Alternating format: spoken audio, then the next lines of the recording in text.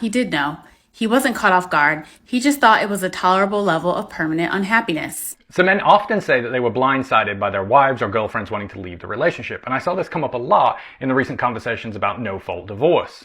So men, stick around because I'm going to share my #1 piece of relationship advice to help you avoid this. But Shah here, a creator who is well worth your follow, is sharing a story about a man who said exactly that, only he did know his girlfriend was unhappy, he just thought it was a tolerable level of permanent unhappiness.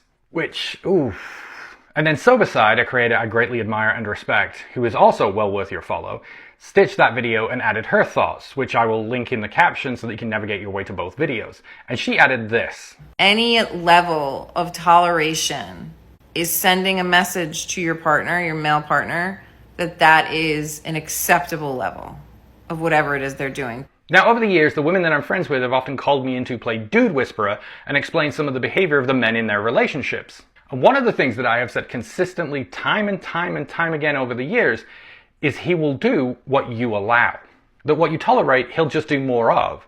See, I think there's this expectation that since he cares, over time, eventually he will notice. He'll change. He'll do the decent and right thing, and then frustration when that never actually happens. And that's because men love to live in the I didn't know about things they obviously knew.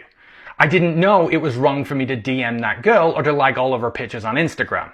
I didn't know it would be such a big deal for me to go out for drinks alone with a female coworker or go to a strip club. I didn't know you needed help with chores around the house. It's how I didn't know you were unhappy actually means I knew you were unhappy. I just didn't know you were unhappy enough to leave. And sadly, decades of terrible relationship advice has not only fed into but also enabled this behavior in men by suggesting that it is the unfortunate consequence of their preference for direct communication rather than what it actually is, which is another form of weaponized incompetence. Which is why when women are clear and direct about setting boundaries about the kind of relationships they want, men get irrationally irate about it, even men who are not in a relationship with that woman.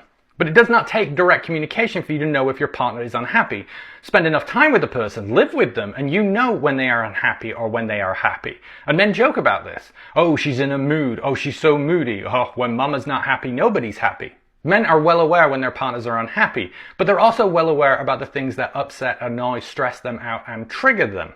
As an example, my fiance was working last weekend to pick up extra hours, and I went to go work out of the kitchen. Now I noticed that the sink had a few dishes in it, that the countertops could do with wiping, and so could the oven range. Now it was not dirty enough to bother me, but at this point I am well aware that clutter and mess stress out my fiance and make her anxious, adding to the stress of her already working the weekend. So I took a few minutes, and while she was working, I deep cleaned the kitchen, and then I went right back to doing what I wanted to do. And when she came into the kitchen later that day, she burst into visible tears of joy. No doubt she'd seen the kitchen earlier in the day before I had, and just added it to her tally of things to do, adding to her overall stress. And so me also recognizing it, prioritizing it, and taking care of it without being asked was incredibly moving. So here it is, fellas, the single most important piece of relationship advice I can give you. It will prevent you being blindsided and being so passive about dealing with the issues in your relationships. It's a mantra you need to repeat every day, and it goes like this. If it is important to you, it is important to me. Make your partner's priorities your own. You do not need to agree. You do not need to understand. But you do need to learn what makes your partner happy, what stresses them out, what triggers and annoys them. And then you spend time every day putting effort into dealing with those priorities. No manipulation, no mind games. It's that simple. But also recognize that expecting your partner to tolerate any level of permanent unhappiness in a relationship with you is you admitting that they would be better off and happier without you. So don't be surprised when they agree with you.